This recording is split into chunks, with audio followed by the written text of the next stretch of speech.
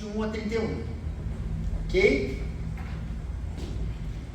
Muito bem, a palavra do Senhor nos diz o seguinte: mas agora se manifestou uma justiça que provém de Deus, independente da lei, da qual testemunham a lei e os profetas, justiça de Deus mediante a fé em Jesus Cristo para todos os que creem.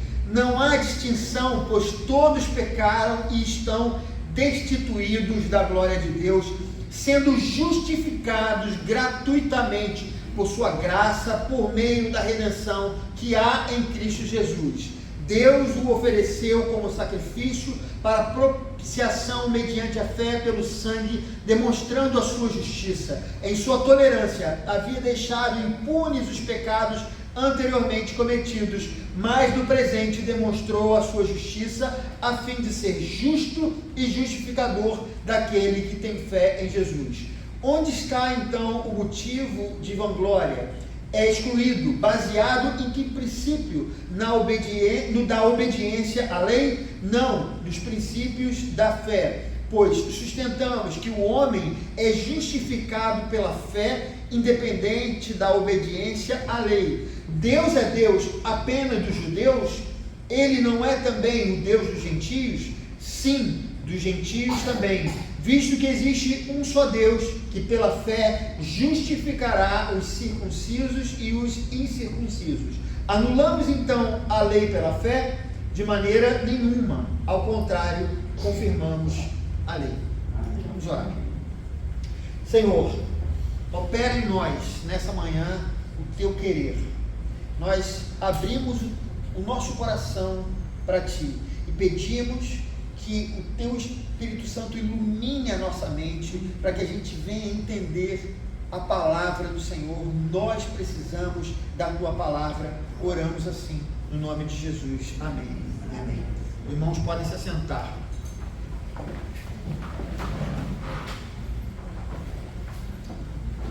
Queridos, nós sabemos que essa é uma carta que tem um aspecto doutrinário muito forte, né?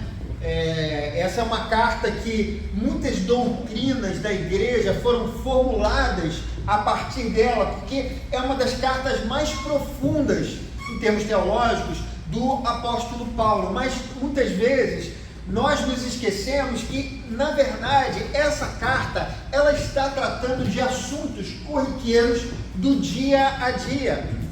O apóstolo Paulo, ele não desconectava a vida cristã do conhecimento das escrituras ou das doutrinas bíblicas. Havia uma correlação em todas as cartas, e essa carta é isso também. Ele está escrevendo porque há um objetivo, há um objetivo em resolver um problema que existia aqui nessa igreja. Como os irmãos sabem, Roma era uma cidade cosmopolita, né? E ele fala alguma coisa no versículo 29 que é: Deus é apenas Deus dos judeus? Não é também Deus dos gentios? É uma pergunta que ele coloca, e ele coloca dois grupos, e ele está falando exatamente isso porque Roma atraía muitas pessoas por conta da importância que ela tinha no Império Romano. Roma era mais ou menos como o que é hoje a cidade de Nova York, ou a cidade de São Paulo, ou a cidade de Londres, né? Que são lugares que existem muitas oportunidades ali, e as pessoas vão em busca de um emprego, de um trabalho, de melhoria de vida, porque há de fato muitas oportunidades nessas grandes cidades. E isso também acontecia com a cidade de Roma. A cidade de Roma era um lugar onde as pessoas iam porque estavam de alguma maneira tentando uma oportunidade. E essa igreja, ela refletia essa diversidade cultural, porque muitas pessoas de muitos lugares diferentes convergiam naquele lugar. Nós, queridos, não sabemos exatamente quem fundou essa igreja, mas o que possivelmente aconteceu essa igreja ela foi formada por convertidos que migraram para a cidade de Roma, pessoas que já haviam se convertido antes de ir a Roma, e quando eles se encontraram lá, eles se aglutinaram. Então essa igreja era formada tanto por crentes judeus quanto crentes gentios. E como nós sabemos, as igrejas do Novo Testamento, assim como as igrejas, né, da atualidade e do passado e também do futuro, elas têm as suas imperfeições. E a igreja de Roma, ela tinha dois grupos distintos, que eram o grupo dos incircuncisos e o grupo dos circuncisos. Obviamente, quando Paulo usa essa expressão, ele está usando simbolicamente para dizer que havia um grupo que era afeito às leis que fossem adicionadas ao cristianismo, e havia um grupo que não tinha esse mesmo entendimento, que achava que não era, que o evangelho e as leis, elas deveriam ser coisas separadas. Há uma coisa importante que a gente precisa lembrar aqui, irmãos, é que nesse momento da história, a igreja não tinha muito clara essa doutrina, não havia ainda um entendimento óbvio como nós temos hoje. Nós temos a certeza que Jesus Cristo é o único caminho, verdade e vida. Ninguém vai ao Pai a não ser por Ele. Não é necessário que nós façamos mais nada, não é necessário agregar nada à nossa fé além de Jesus Cristo. Mas nessa época ainda restava alguma dúvida. Havia aquelas pessoas que tinham uma ideia de que era necessário que junto de Jesus Cristo as leis mosaicas elas fossem também observadas. Então existia um racha nessa igreja. Uns acreditavam que para a salvação era necessário você ser como um judeu. Outros, que certamente foram evangelizados por outros irmãos que tinham um entendimento diferente, como o apóstolo Paulo, eles entendiam que não era necessário cumprir a lei, porque nós somos salvos tão somente pela graça.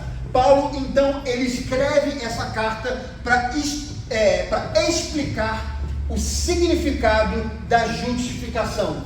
Os dois grupos, eles viviam uma vida cristã desequilibrada por falta desse conhecimento, porque faltava o entendimento desse fundamento da fé. E o que o apóstolo Paulo ensina é algo surpreendente, mas não só surpreendente para aqueles irmãos, mas surpreendente para todos nós, para toda a humanidade. Amados, não é à toa que essa carta, quando foi lida por Lutero, revolucionou aquele homem e gerou uma das maiores transformações na história da humanidade, que foi a Reforma Protestante, porque ela traz um elemento que até então o homem por si só ele não consegue ver. E abrindo um parênteses, querido, voltando à história do cristianismo, como vocês sabem, houve um momento em que o cristianismo ele se esqueceu da salvação pela graça, por aquilo que foi ensinado pelos apóstolos, e os pecados eles acabaram sendo expurgados por penitências. A graça ou as bênçãos eram alcançadas através dos esforços pessoais, e a salvação era comprada por indulgências. E esse erro não aconteceu somente na época dos reformadores. Na verdade, essa é a tendência do homem que vive sem a iluminação do Espírito. O homem natural, ele tem a tendência de barganhar algo com Deus. Ele busca Deus pelo caminho do mérito, porque ele acha que é através daquilo que ele faz que ele será aceito. Essa é a tendência de qualquer ser humano.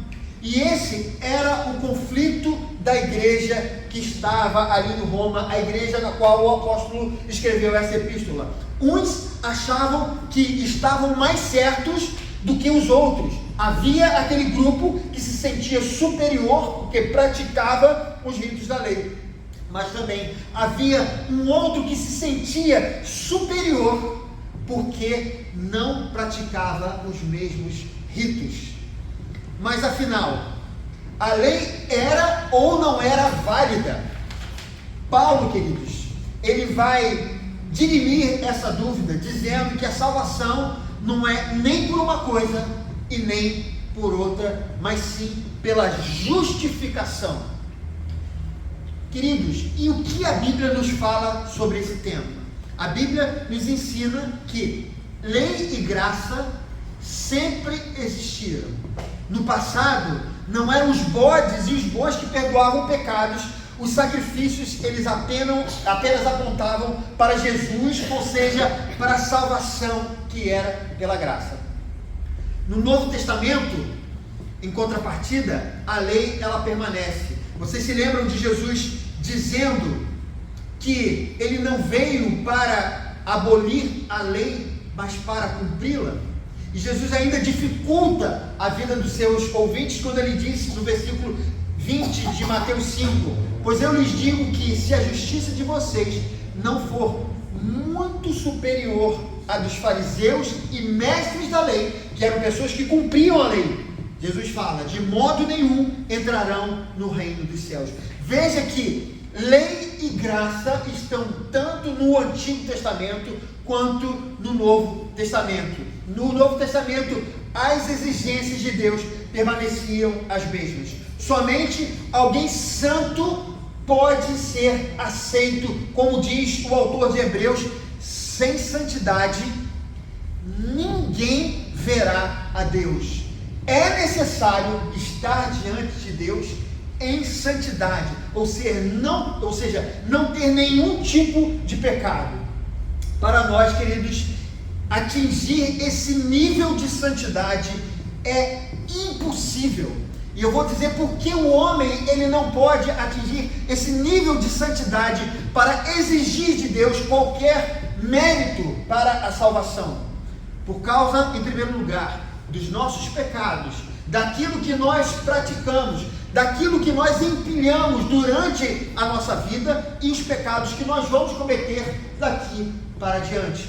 Mas não somente isso, se você não tivesse cometido qualquer pecado na sua vida, você ainda seria filho de Adão. E o que a Bíblia nos diz é que esse pecado praticado por Adão, chamado o pecado original, ele contaminou o homem. Nós somos culpados diante de Deus pelo o que nós praticamos, por aquilo que nós fazemos, mas não somente isso, também por aquilo que nós somos. Nós somos pecadores e por isso precisamos nos acertar com Deus. A solução divina para esse problema no qual eu precisava para que eu pudesse estar diante de Deus, essa santidade, foi exatamente quando ele envia o próprio filho dele, que era filho de Maria, mas não era filho de Adão, porque ele foi gerado pelo Espírito Santo. E Jesus, ele vem aqui e ele cumpre as exigências da lei. Jesus, que era santo na sua natureza e santo na sua conduta, viveu aqui e cumpriu as exigências que eram nossas. Aqui, queridos, aconteceu a justificação. Sobre os nossos ombros, a vida santa de Jesus é colocada. Sobre os ombros de Jesus, os nossos pecados são depositados. Em Jesus, Deus satisfaz a sua ira contra o pecado e contra o pecador, por causa não dos nossos méritos, mas dos méritos de Cristo. Deus olha para nós e nos aceita, porque o que Ele vê em nós é a vida santa de Jesus Cristo. Isso significa a justificação. Na justificação, Deus não deixou de ser quem Ele é, porque muitas vezes nós temos uma ideia de que Deus, Ele se tornou uma espécie de Papai Noel. Quando a gente fala da justiça de Deus, é como se Ele não ligasse muito para aquilo que a gente fazia, né? Às vezes, como os nossos cachorrinhos que vão lá e destroem o sofá, você fica bravo com ele, mas ele não tem muito entendimento, né? Então você não pode fazer, vai fazer o que com o pobre coitado do cachorro? Ou do gato que foi lá afiar, né, as unhas dele no sofá. Queridos, nós não somos como animais para Deus. Deus nos deu entendimento, Deus nos deu esse dom da transcendência. Deus nos deu a capacidade de discernir o certo e o errado. Por isso, queridos, esse ser é um ser perfeito, santo, e justo, e ao mesmo tempo Ele consegue nos aceitar, mesmo com os nossos defeitos e os nossos pecados, porque nós fomos justificados. E é aí que nós podemos ser chamados filhos de Deus. É aí, porque você foi justificado, que Ele aceita a sua oração, que Ele recebe você, que Ele te trata com amor, com carinho, por causa da justificação.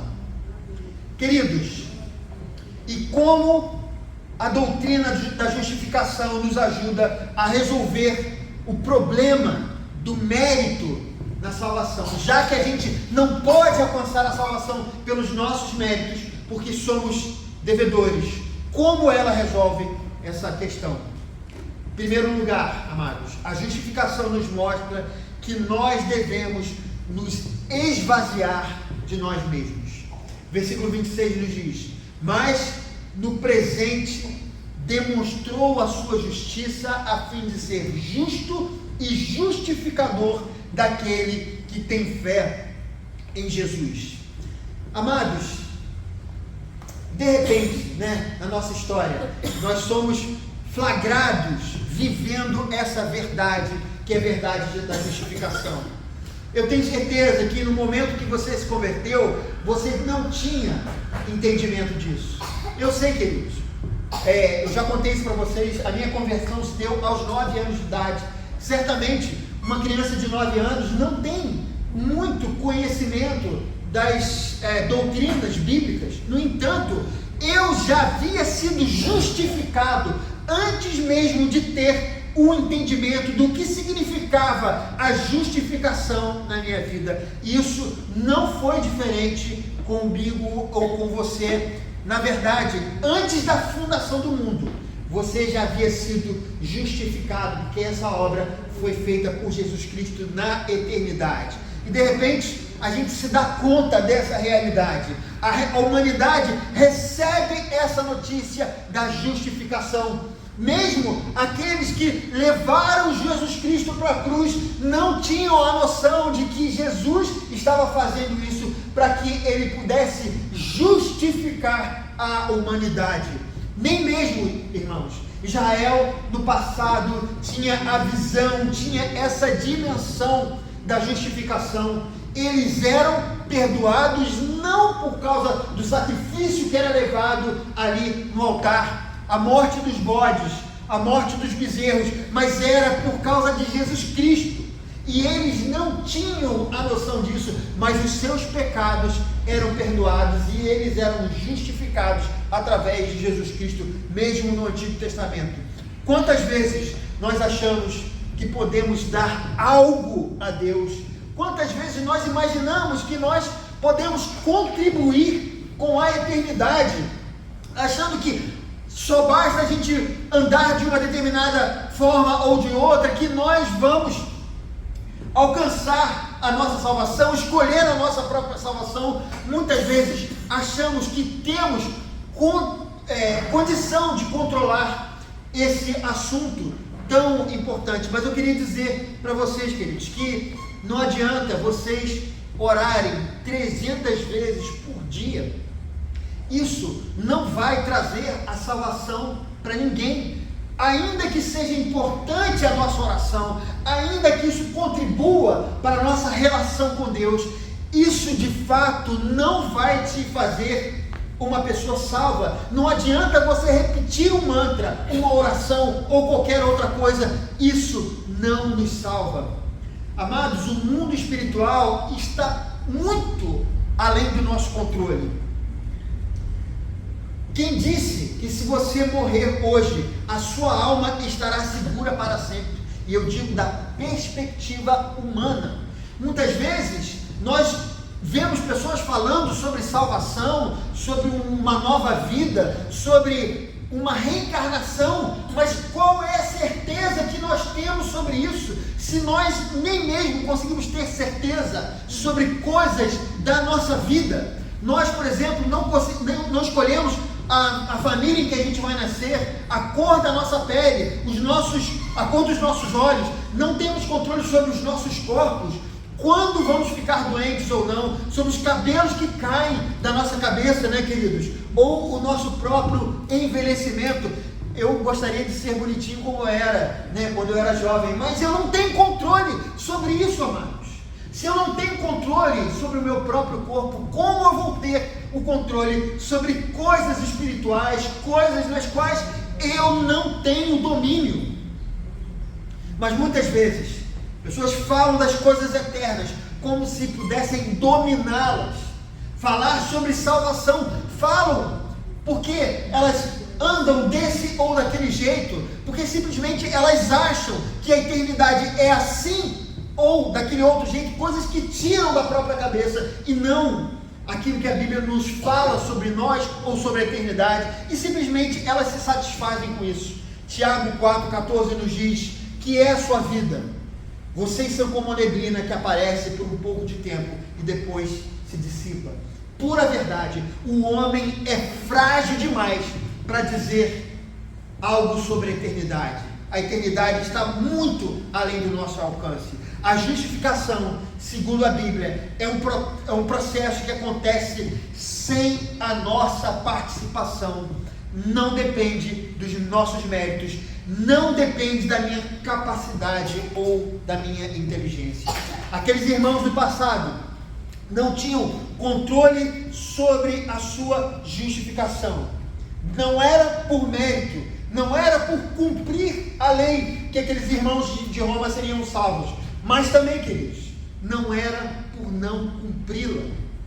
O problema daqueles irmãos não é que um estava mais certo que o outro, é que na verdade o mérito estava por trás daquele entendimento deles sobre a salvação. Uns se achavam superiores porque cumpriam a lei, e outros se achavam superiores porque não cumpriam a lei. Mas não era, nunca foi, nunca será uma questão de mérito, é uma questão de justificação. Segundo lugar, queridos, a justificação, ela precisa nos conduzir a uma humildade com os nossos irmãos. O versículo 23 nos diz: pois todos pecaram. De novo. Todos pecaram e destituídos estão da glória de Deus. Paulo nos diz aqui que todos estamos em igualdade de condições. Nos tempos bíblicos, irmãos, a gente sabe muito bem como os fariseus se viam, né? Eles se sentiam superiores do que qualquer pessoa que estava ali. Para eles, só os fariseus eram pessoas santas, né? Aquela própria parábola que eu citei aqui nas últimas semanas, a parábola do fariseu e do publicano, mostrava o fariseu que olhava para si mesmo com arrogância. Ele foi para o templo orar ao lado de um publicano e ele dizia: Senhor, eu te agradeço porque eu não sou como os outros homens, ladrões, corruptos, adúlteros, nem mesmo como esse publicano aqui, ó. Eu jejuo 2 vezes por semana, dou o dízimo de tudo quanto ganho. E o publicano, ele nem levantava o rosto e ele dizia: Deus, tem misericórdia de mim, que sou pecador. E aí Jesus fala: eu lhes digo que este homem e não outro foi para casa justificado diante de Deus. Ele foi para casa justificado. Entenderam a palavra? Justificado. Ele foi tornado justo naquele momento em que ele reconhecia o seu pecado e as suas falhas. As obras piedosas enganavam os fariseus. O problema é que não há um justo sequer. É o que o apóstolo Paulo fala no versículo 3, no versículo 10 desse capítulo 3. Diante de Deus todos somos iguais. E é isso que Paulo está ensinando para aquela igreja dividida, queridos. Quando encontramos algo em nós que nos faça sentir superior ao nosso irmão, então nós estamos no caminho errado. Porque, como ele diz no versículo 27, não há motivo para vanglória. É o que ele está dizendo para a igreja. Não é um, não é o outro, não é um grupo melhor do que o outro.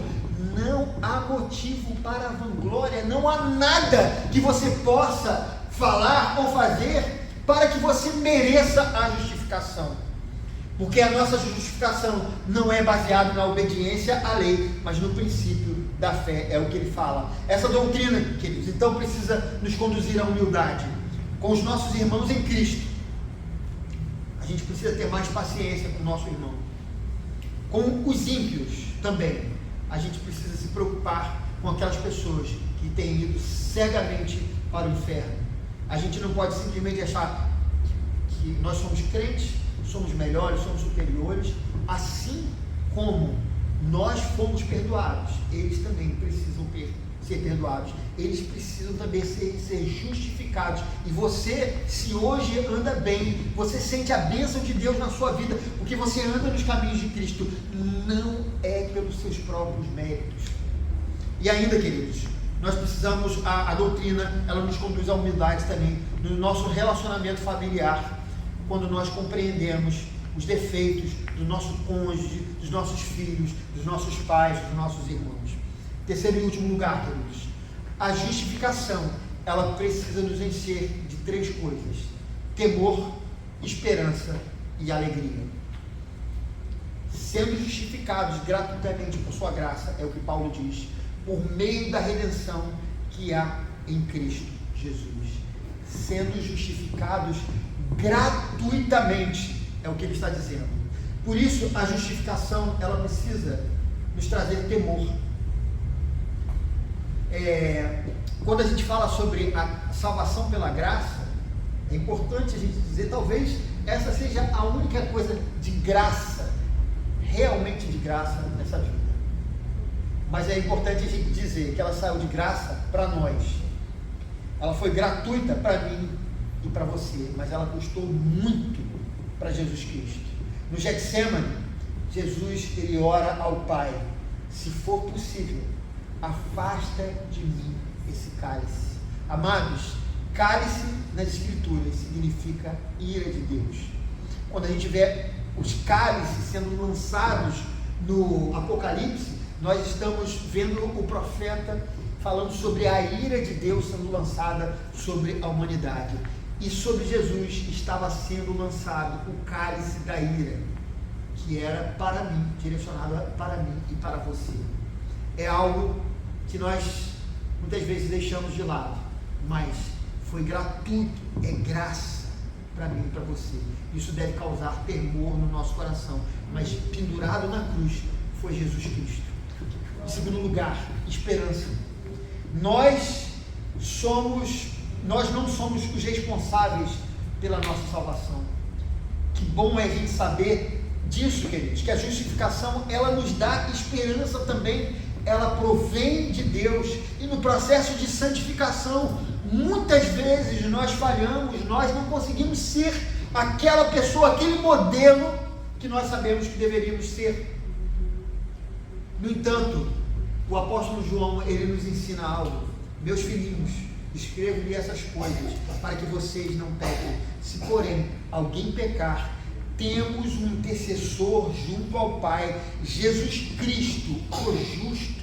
Isso nos dá esperança, queridos, porque não importa a quantidade de pecados que nós acumulamos na nossa vida, seja no passado, seja no presente, ou seja no futuro, nós podemos ter a certeza que os nossos pecados serão perdoados todas as vezes em que nós nos colocarmos diante do Senhor e, rendido aos pés da cruz, nós confessarmos sinceramente as nossas falhas.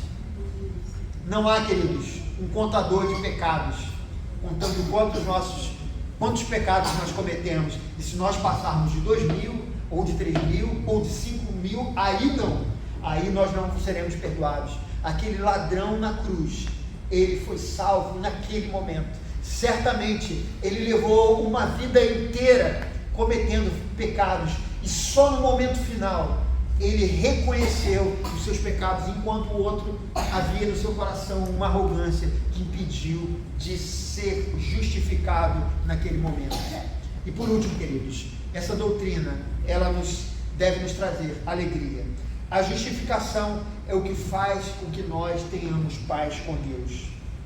Tendo sido, pois, justificados pela fé, temos paz com Deus por nosso Senhor Jesus Cristo. É o que Paulo nos fala em Romanos 5:1. Por isso, nós podemos orar na certeza de que o Senhor está nos ouvindo, porque você foi justificado. Isso nos dá alegria. O Senhor ouviu a sua oração hoje. O Senhor recebeu os seus louvores hoje. Nós não cantamos para paredes. Vocês não cantaram para um sacerdote que está aqui.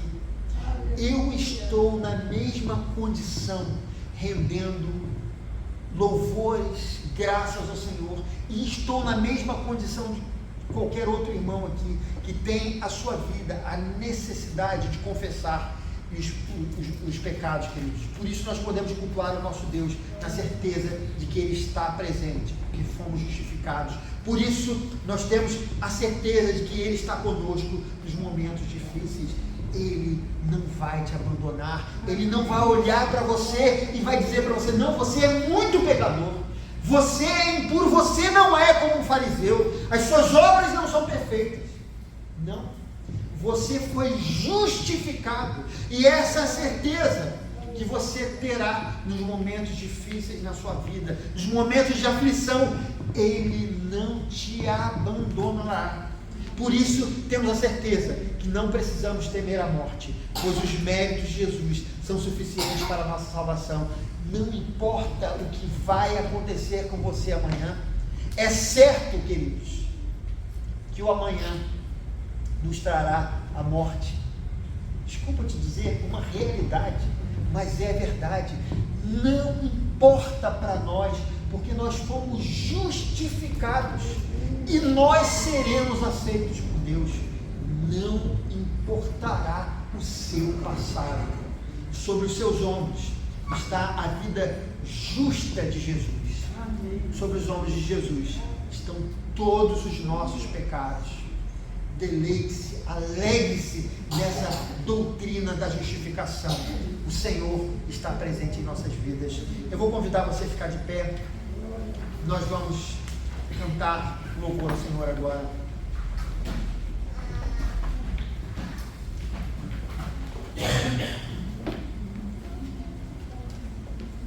Feche os seus olhos.